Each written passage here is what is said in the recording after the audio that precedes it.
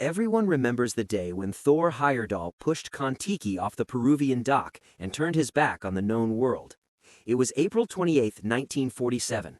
A small band of Norwegians and a primitive balsa wood raft and an audacious promise proved that people from South America could have settled the islands of Polynesia. What followed was part adventure, part field experiment, and part cultural provocation that would spark one of the 20th century's most dramatic scientific disputes. Context was everything. The war had just ended, institutions were reassembling, and disciplines were protective of their hard-won theories. Most anthropologists argued Polynesia was peopled west to east from Southeast Asia. Heyerdahl, an amateur archaeologist enchanted by pre-Columbian South American motifs and the presence of the sweet potato across the Pacific, proposed the opposite, east to west contact. He believed a replication voyage could shift a paradigm.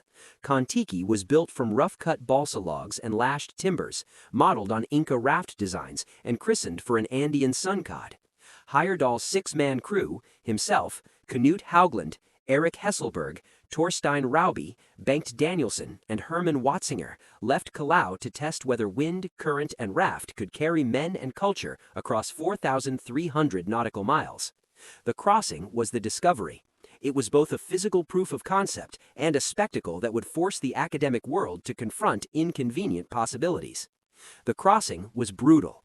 The raft was at the mercy of the Humboldt and equatorial currents, pounded by storms, harassed by sharks, and limited by dwindling fresh water. Tension built in the swells and silence of night watches. Radio skirmishes with skeptical journalists, daily log entries and footage captured a psychological pressure cooker where any failure would be an easy justification for critics. After 101 days at sea, on August 7, 1947, Kon-Tiki made landfall on the reef at Raroya in the Tuamotu archipelago. They had done the impossible, demonstrated that a primitive raft could cross the Pacific and reach Polynesia from South America. The discovery did not resolve the question. It ignited a confrontation. Heyerdahl presented his findings to a world hungry for heroes.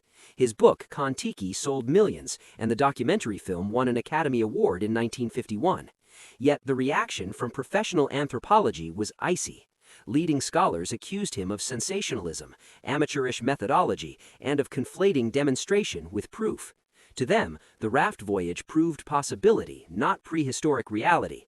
The controversy hardened into what proponents called a conspiracy, a belief that entrenched scholars actively dismissed or minimized Heyerdahl's evidence to protect established migration models and their own authority. The charge of conspiracy was never a cloak-and-dagger affair, but a fight over disciplinary power. Field archaeologists pointed to linguistic, cultural, and later genetic evidence tracing Polynesian origins to island Southeast Asia. Heyerdahl's critics argued his handful of cultural coincidences and a spectacular crossing could not outweigh centuries of linguistic and material culture data.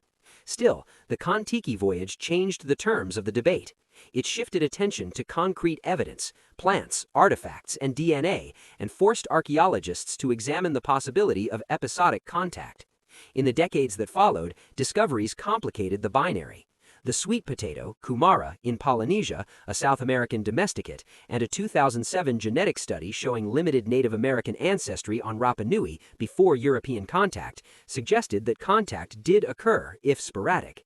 Modern consensus now holds that Polynesia was overwhelmingly settled from the west, but that Heyerdahl's insistence on trans-Pacific contact was not wholly without foundation. His expedition catalyzed new lines of inquiry and reminded science that unlikely possibilities deserve testing. The Kon-Tiki did not overturn the Academy, but it exposed the friction between bold experiment and institutional consensus, between spectacle and slow excavation. Heyerdahl's discovery was as much about human daring as about data: a raft, 6 men, a camera, and a question hurled at the ocean. The real discovery was that science advances when maverick risks collide with disciplined skepticism, and when, years later, new evidence can vindicate a piece of what was once dismissed as reckless folly.